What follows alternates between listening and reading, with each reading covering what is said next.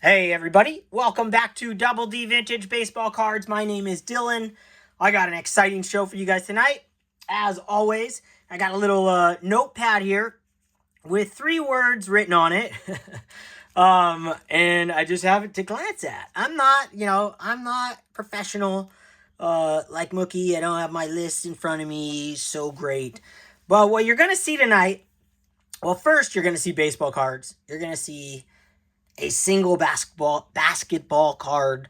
Um, you're gonna hear my thoughts about collecting in general. You're gonna see my cards, and I'm gonna talk about those cards, what they mean to me, the condition of the card, all kinds of different things as we go along. I got some double D graded cards that I got back from the graders. Really excited to do that. Oh, I've got 2 cards that I have not looked at. I opened the package, but I have not looked at the cards. One is vintage and one is modern, and I'm really excited to look at those. So we're going to see those. I just got a lot. I got a lot going on here, and I'm going to just dive into it. First and foremost, I want to announce a show that I'm going to be doing. I'm doing a live on my channel on this Wednesday in 2 days, 3 p.m. Hawaii time. I will put I don't know if I probably won't put a link in the thing because I won't remember, but it'll be on my channel tomorrow, and it's going to be with Doug, Decon Cardboards, DK Cardboards. Oh, I forgot you changed your name. Shoot, I don't remember now. All right, well, Dougie K is going to be on, and Shane Shoebox Legends. I said I was going to do the countdown of the greatest sets of all time. My favorite designs, that's the ranking from 1952 tops to 1980. We're going to do it live, and we're going to go all the way through. Doug, I think, has to leave after about an hour, but we're going to continue on, and we all picked one card from every set and rank them, and we're going to go in order all the way up so I can actually complete something that I told you guys I was going to do, the rankings of the tops designs. One of my absolute favorite things to talk about. And I'm going to get into that while I share cards, of course. Absolutely love talking about every aspect of the card itself. The meaning of when you got the card. The condition of the card. The history of the player on the card. Maybe even the history of the actual card itself. Like, how it was produced if I feel crazy and want to get nuts like that. I'm not John Mangini. I don't know where everything's made and all kinds of stuff like that. But, I've read many books in my day, and things will pop into my head, and I'll say it confidently. Most of the time, I let those things that pop into my head from all the books I've read kind of just stay in the back of my head because I'm always too scared to share. But you know what? As I go along, you might hear something like that. So be ready. Let's get into the card show. And what you see in front of you, I've got a full beverage, so I won't be leaving, and the phone is not going to die, and it has plenty of memory, so I won't be cutting you guys short. So what you see in front of you, Jackie Robinson, Roberto Clemente, what do those two have in common? Well, first, I'm going to share this epic. I don't think I've shared this with you guys. Maybe I have. I don't know. 1956 tops. Jackie Robinson. And I'll get into this beautiful, stunning, like an elegant baseball card. 1956 tops could be anyone's favorite set at any given time. This one here is just a beauty. I love cards where you see the face nice and big. I want to know who I'm looking at. And then in this case, you get the action shot right on there. I also really love the facsimile autographs. I think they're just awesome. 56 for me, the only thing that I would say is it's not even lacking, but it would be the ultimate set of all time if it had like the logo right here. The team logo, like the 55s. Could you imagine that Dodgers logo right there? that would do this thing. That would just blow this card away. But this 56 tops Jackie, white back, beautiful baseball card. Jackie Robinson being jersey number 42 is going to tie into why I'm sharing this. And then the back of this card's really awesome. Tells you the history of Jackie up to this point, which is crazy. So this is 1956, and they're talking about Dodger immortal Jackie won the NL MVP crown in 1949. Talking about him stealing first, second, third. Oh, he's home. The stolen base king twice. What is this? The World Series, 1955. The Dodgers won the World Series, and it says it on the back of this card, and the imagery, the cartoons on this ties into my love for cartoon cards. Absolutely love the backs of these 56. Just a beautiful, beautiful baseball card and a beautiful set. And we're going to talk about this on the live, and you'll see where I rank this. I got through, I think, like 3 on my own, but it was just, and then I had Mike on for 1. I just have too much stuff to talk about that I just couldn't do an episode on one set every time. All right, so let me pull this Clemente rookie to the front. Tell you guys a story. Why is Clemente out? Why is the 55 out? So I bought this Roberto Clemente rookie card a couple years back, something like that, year back. And I bought this on eBay at an auction. I mean, this thing is this is the one I wanted. There's no creases. There's no wrinkles in it. The image is nice. The surface is nice. The centering is just absolutely beautiful, especially for this card. Notorious. This is like the Ozzie Smith rookie. This thing is absolutely notoriously off-centered. But this Clemente rookie, I bought it, and I didn't ask the seller because I didn't want anyone to know I was interested in the car. I didn't want the seller to know. So I just took the photos for what they were. And I think I might have looked at the PSA. I can't remember if it was on there, the photo or not. But I go, man, it's just a beautiful card. And I don't want to draw attention to it or anything. Maybe that's a fool's move, to ask them if there was creases or wrinkles. But at the time when I was buying this, I really didn't want any creases or wrinkles in my Topps cards. I still technically don't, but I will make exceptions. And so when I look at a card like this, graded in a PSA 3, it has some softer corners. And so to me and it's dead centered and the image is beautiful. So to me, in my brain, my collecting brain, looking at the PSA website, understanding how their scale works, I guessed there were no creases and wrinkles in this because of the softer corners, just the rounding of all 4 corners brought this thing down to the 3 level and not any other major issues. So to me, that's how I went after it. So after I emailed the seller, he reached back, he said, Dylan, I watch your channel. You're going to love this copy. You're going to love this card. He's a full-blown collector. His name is Jason, and I have been friends with him ever since. Text him every day. I mean, as much as all my other friends, I text him as much. He sends me listings of cards all the time, like constantly. So he's always on the lookout, which is awesome because I'm not a guy who loves the hunt. I really am not. Though I love the hunt in the flesh. At a card show, oh my gosh, I could spend days on end looking for cards at a card show. Online, I can't, I don't want to say I can't stand it, but it takes away from everything else in my life. Staring at the phone. I could be watching YouTube channels while I'm looking at the phone if I'm going to look at the phone.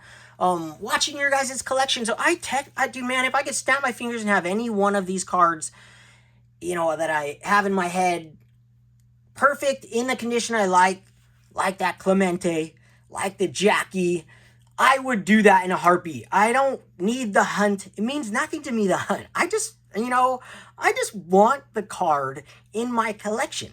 And when it's in there, it stays in there. Unless during that purge of off-centered cards. But the card itself, I never lost love for that card.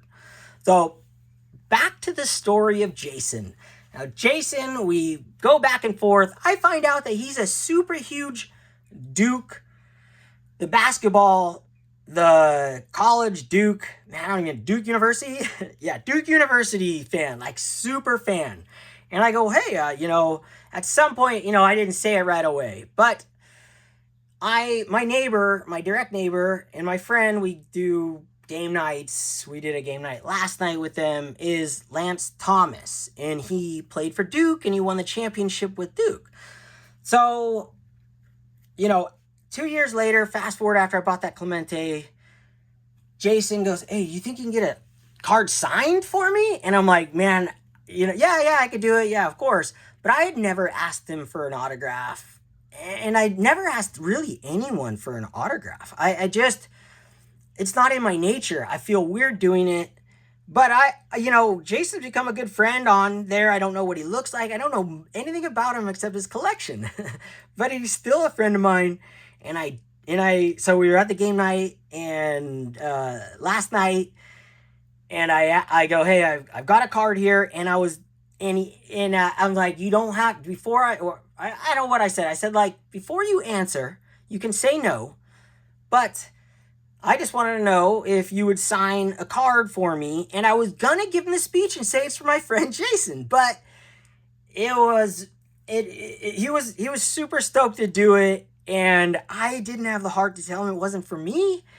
And I got the autograph, but I'm still sending this to Jason. And if Lance comes over and looks at my card wall, which I know he will, his wife's come over, or his girlfriend, I should say.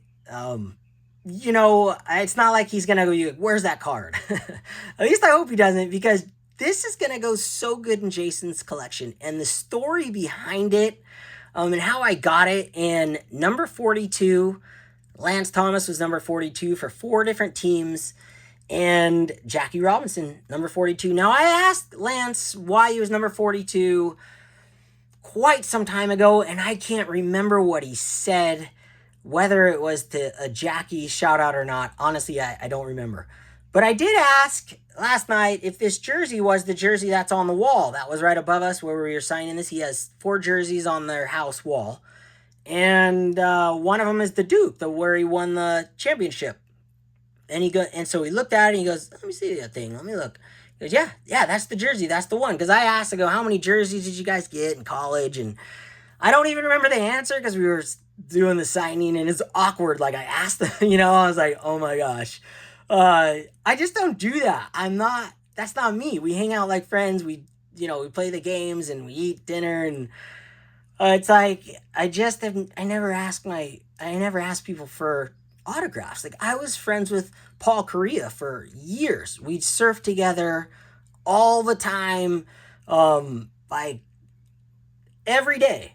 And I always said, hey, I'm going to bring my hockey stick and sign. He's, yeah, dude, you got to bring anything you want. I never did. It's just weird. But Jason, this one's coming your way. And Lance, if you're watching, this is going to a better home than me. And I know I can get another one from you, I'm sure. I'm just really stoked that my buddy Jason now gets this awesome autograph that has a story. And I have a story with my Clemente, like a huge giant purchase. Everyone says that you buy cards online, you don't have stories. I am so dead set on against that philosophy. I have so many stories of great cards that I bought on eBay that I remember the moment I pushed the bid to win it. Like, I love that moment. More than mail day, I love that moment of, like, that exhilaration. Like, I'm not going to lie, that pushing the button to try and win a big card or any card is exhilarating. That is fun. But I don't need the hunt to get me to that point. Like, if it's brought to my attention and it's like an hour before it ends, I'm like, yeah, I'll buy the card. I'll go after it. I don't need to hunt for a card to enjoy it. And when it's in my collection, it's enjoyed tremendously more than looking for it. And I love it. So now both those cards have a story, and I can just, it's really fun. It is a really cool connection. And Lance ended up, he knew, he knows I collect cards. Hung out numerous times. He's literally my direct neighbor. And he told a story, we were at dinner, about the story I've told some of my friends in a text. There was, he moved in like, his girlfriend who lives there has been our neighbor for like 4 years. She's a super famous YouTuber, but I'm not going to mention her name. But we've all become friends. My wife is friends with her. And we have the same well. We share a well system. So we're always in communication for that. But one day, I was on my deck. It was like 6 in the morning. I'm watching the sun come up. And I hear the saxophone playing. And I'm like, gosh, dang it. What the heck is going on? 6 in the morning. Well, so I text her instantly, hey, do you hear that? And, thinking it's probably from there, but not sure. And she goes, yeah, that is my boyfriend. He moved in, and he's an ex-basketball player, and he's a musician as well. So he's just out there like, she was like telling me the story, and I'm just like, this is so funny because I'm texting her and complaining. Well, Lance told the whole story last night at dinner to a couple of our friends, couple couples that were at the game night. My brother-in-law and my future sister-in-law were there, and he's telling this story about me complaining about him playing the saxophone on the deck at 6 in the morning. It was freaking hilarious. So he gave me some of his cards from his childhood. He had these ready for me already when I got over there. And he's a lot younger than me, I'm assuming. I haven't looked into him. I don't even know I don't really know anything about him except for what I know from him as a person meeting him. Hanging out with him. I don't know his stats and all that. But these are his childhood cards. I'd imagine these are like his vintage cards. Like, these are the first cards that he opened. 1992 tops. That's my guess. I didn't even ask him in the moment because it was weird. Just wanted to get past the autograph thing. Go back to just hanging out. So anyways, I wanted to share that story, and I want to do a shout out to Jason Fisher Bike. This is a VR for you because this is an in-person auto, and I don't have very many. And it's a great story. And no, it's not going to be my card anymore after this video. I'm going to ship this back to Jason or to Jason. He sent me that card. But I am going to put another one of those cards in my car and have Lance autograph it. So I can put it on my wall. And if he ever comes over and he'll see it, it'll be the newer one. But he doesn't even know that. All right. So next up on the agenda, guys, more card talk. I want to share these. I want to get into these pickups because I haven't seen them yet. So let's just pull these over. You got Shohei out here for going 50-50. Got to show one of his cards. Absolutely. Put those right there. Lance, you're getting cut because you're a basketball player. I respect him. He's an incredible athlete. I'm just not a basketball fan. So he's getting cut. Going back to baseball, guys. Shout out to Adam Vintage Sanctuary. I bought that card because I saw him share it on his channel. And I'm doing a new... it's my old collection. The One Touch collection. But I'm going to start putting... Because I have so many One Touches that I've taken cards out and upgraded into Double D graded cards. I have a bunch of One Touches that are extra. Dude, the back of this card is so sick, dude. Look at MVP. Before he was on steroids, on this card. And that is going to tie into a future card. The Goudey heads up little tie into that. But want to shout out. So this is my new, my not new collection, but I'm not entering these cards. They're not going to have labels. They're going to go in One Touches and in a random One Touch box. So I can just, rifle through them. Because this is like, ungraded. I bought this for $1.59. Free shipping. Something like that. And I just freaking love it. And I don't need to upgrade it in anything yet. It'll stay in the One Touch. Doesn't need a logo. I got to talk about Adam because we collect so similarly. It's mind-blowing in so many aspects. We are different on some things, but our collection itself is so similar. It's just awesome. All right, so let's get into these pickups. These are blind reveals. My first time ever seeing these cards. First one in the flesh, okay? I bought this at auction on eBay. I think it was $33. I shouldn't have shown the grade first. I never do that, but I'm new at this little blind reveal thing. Johnny Bench, 1973 Topps card. One of his greatest cards of all time. I have always wanted this card. I have never owned this card in my life. Oh, I take that back. I have this card. But it's in my ungraded, not even my own, not even these. It's not even graded in one of these. It's in my ungraded album. Raw, beat up copy. But to have a nice one, look at this. This is the first time I've seen this, guys, in the flesh. So I want to examine this. Oh, nice. That was dust. Look at this example. Holy smokes. Let's get in close on this. $33, I think, at auction. Looks like an 8. It looks like a better than an 8. It's better than most 8s. It's better centered than most 8s. Wow, it's beautiful. I think I saw this. It was my random like PSA Topps ending soonest. I got 10 minutes to hunt eBay, and this thing popped on there, and I was like, oh man, that's sick. Johnny is one of baseball's most eligible bachelors. That's a good one. Oh, I freaking love these cartoons, right? Man, that's nice.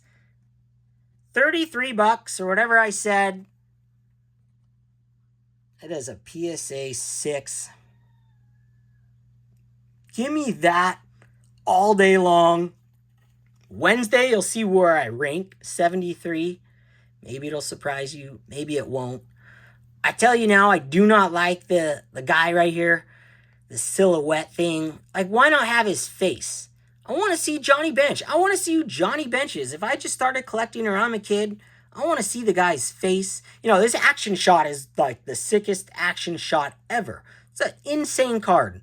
But there's ways that they could have made this card better. And I want to see the designers of Topps. I think they're doing a great job right now. I really, truly do. I think 2024, 23 were like some of the greatest design sets ever.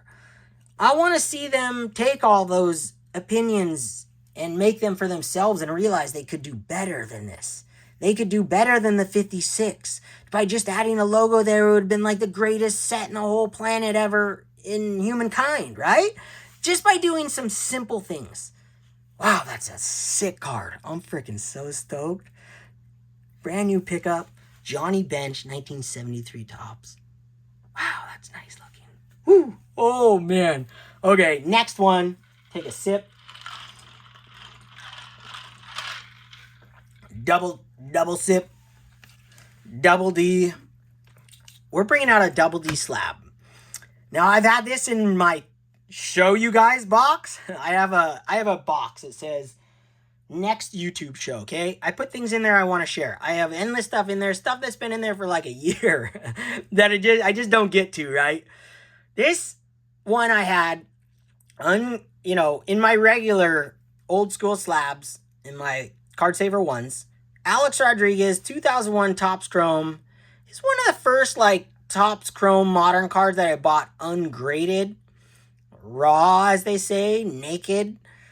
It's not naked, though. It's not even raw. They're in sleeves, I don't even understand that word either, but I'm going to continue to use it, although there could be better words. But we all understand it. In raw form, I bought this. I graded this at 9.5 Mint Plus, centering 93. Black refractor, number 28 out of 100, 1 in 84 packs.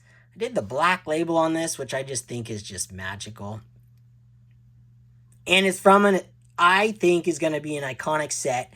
There's a few of us out there that are collecting this set or have collected it. Like Shane, Shoebox Legends, has the entire set in like atomic refractor form, I think. Every single card.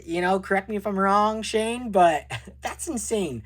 So Alex Rodriguez, the most hated, I don't want to say player ever, or for right now, although he might be, but he's definitely the most hated, like, collectible card. Like, his cards are dirt cheap.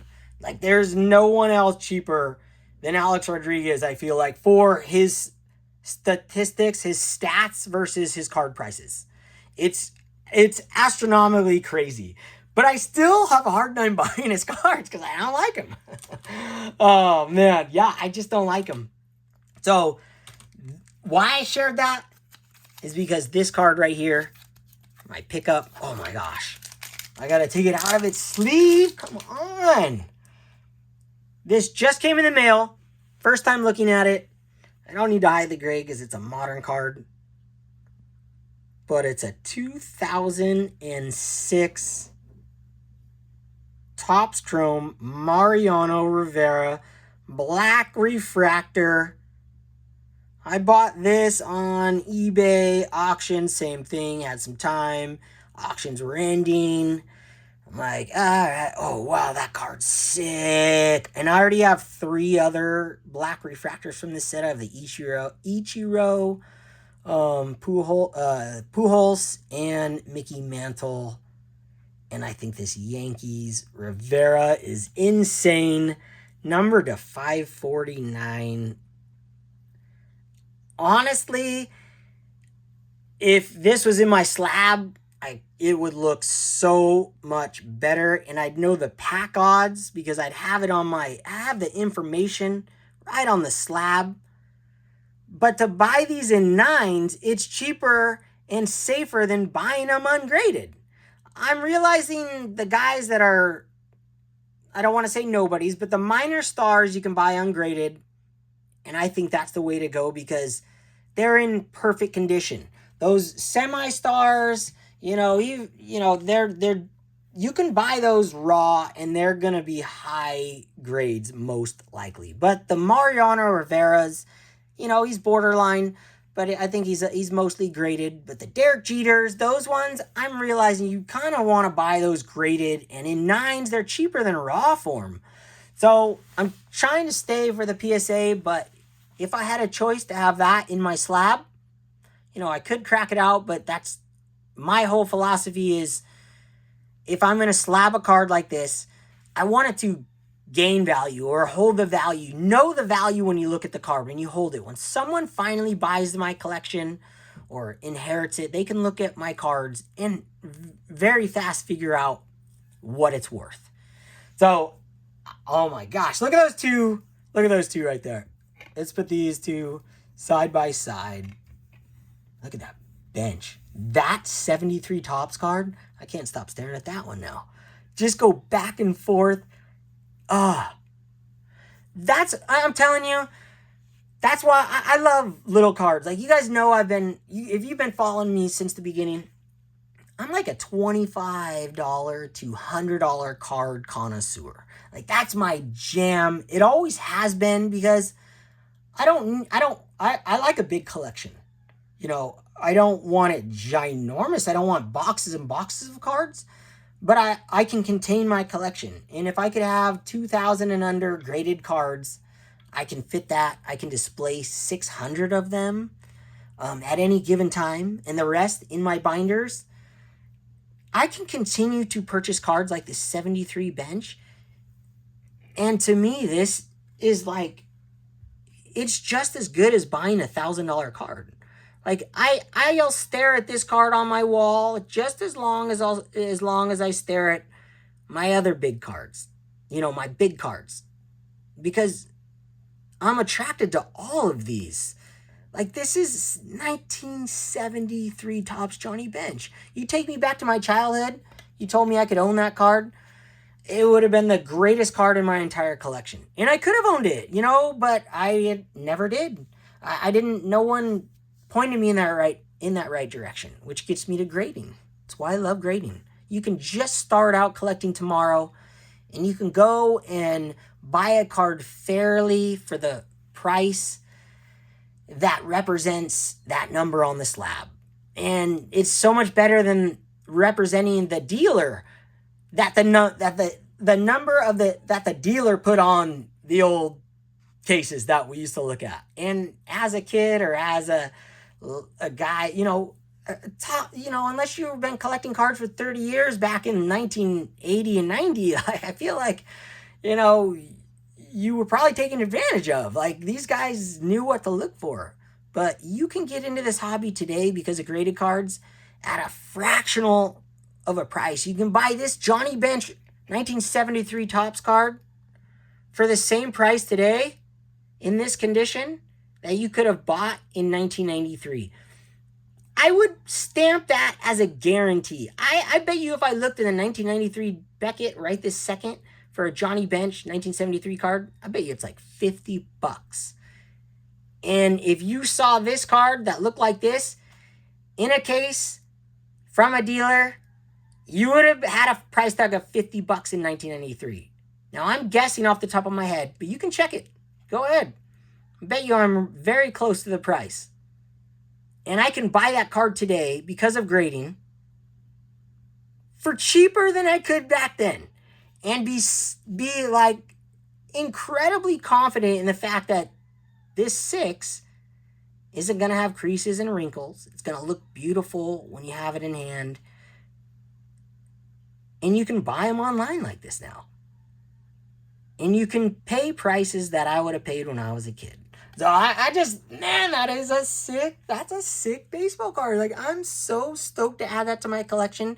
Sometimes I'm in that hunt for those big cards, and you get on that bandwagon, you get on that track, and then you pick up a card like that, and you're like, that's what I want to keep doing. I wanted a binder full of cards like that Johnny Bench that look like that from 1973. That is the sick card. Like, that's a sick bench card. It's not just a ugly bench card. No, that's a special one. In action, catching a fly ball, ripped his mask off. He's running, no mask. That's a full catcher's, like, that's a really hard play to make. About to go into the dugout. It's freaking fantastic. All right, let's keep going. I could spend the next 3 hours on that Johnny Bench card. I know, I got a problem. Just love them all. I can't stress it enough, man. When the card gets into my collection, that's when I enjoy it the most. Not hunting it down, not opening it up. No, when I enter it in my computer and I sleeve it up, it's scanned, it's in my binders, that is when I enjoy the card more than anything, or on my wall. Next card, we're going, man, I got so much to share. This is going to be 2 episodes. I can just feel it. There's just no way. You guys are going to be throwing stuff at the freaking screen. Well, I'm going to get into this cat's butt. You're going to see a cat's butt.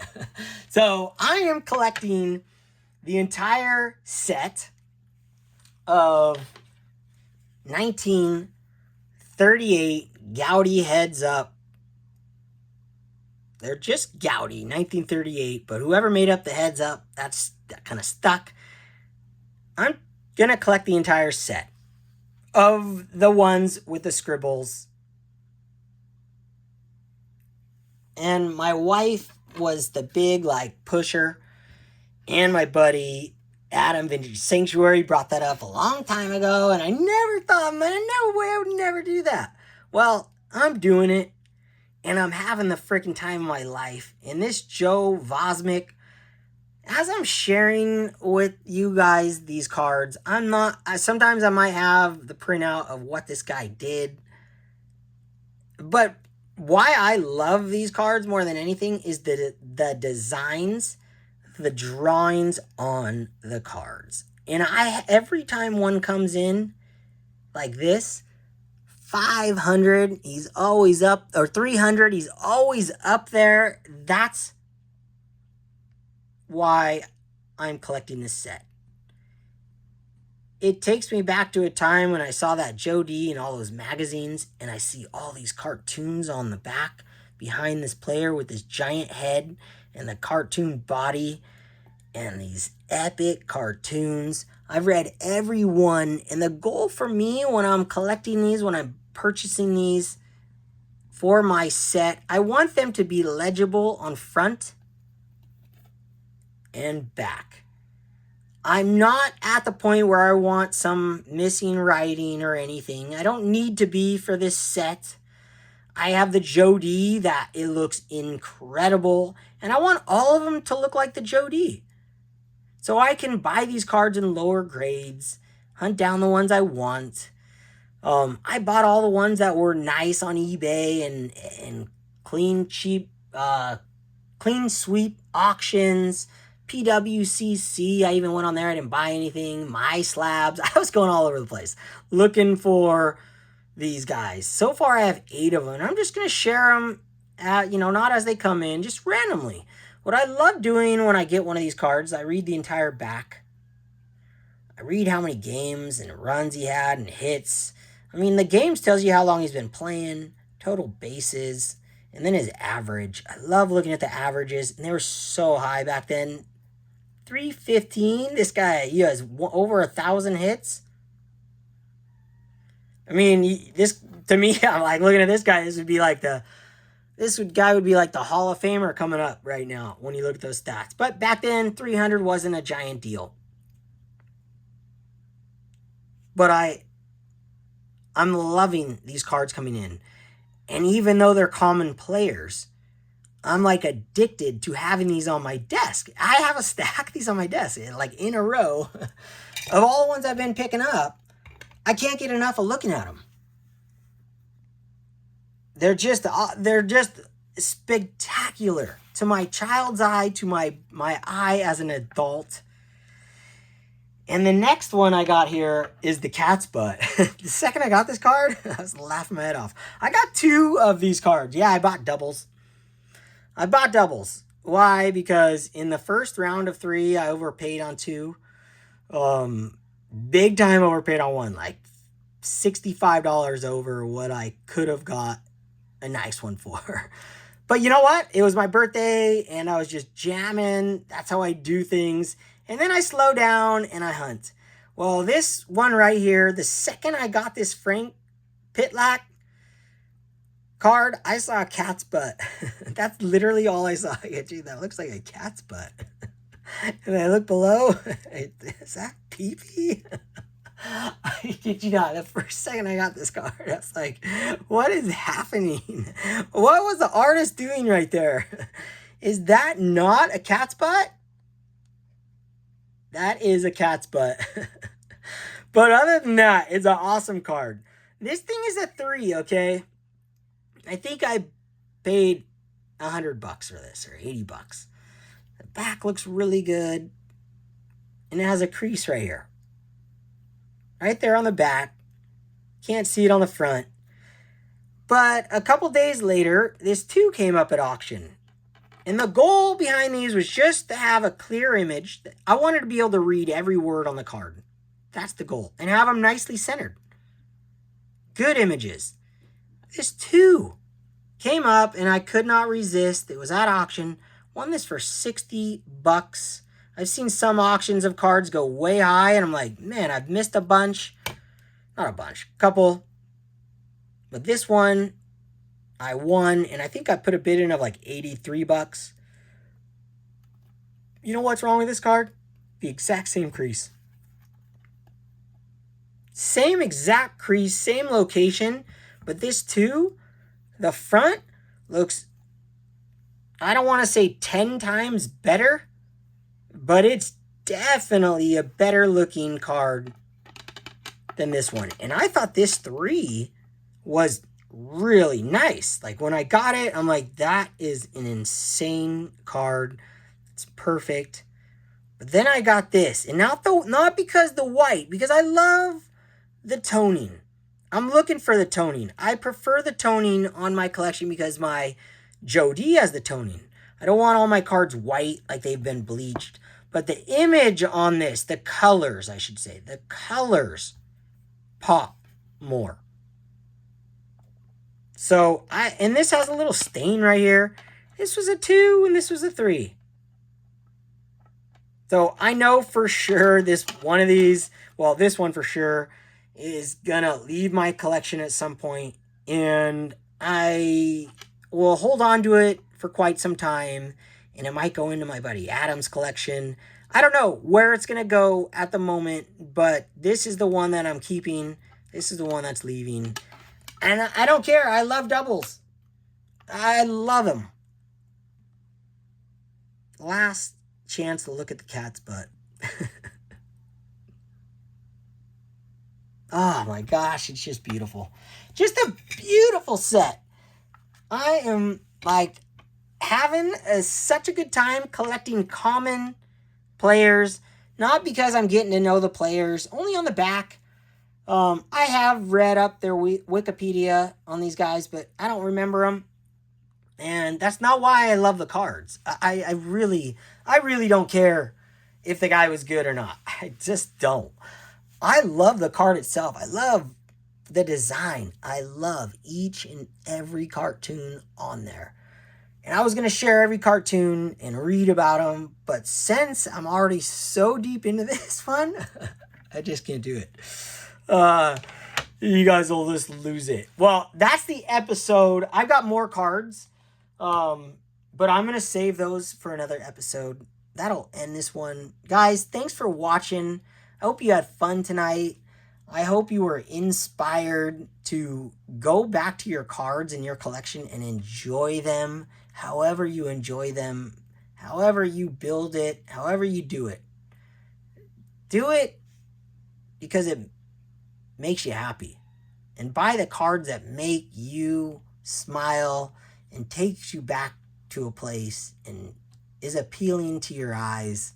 That's how you got to do it. Don't be influenced. Shaka.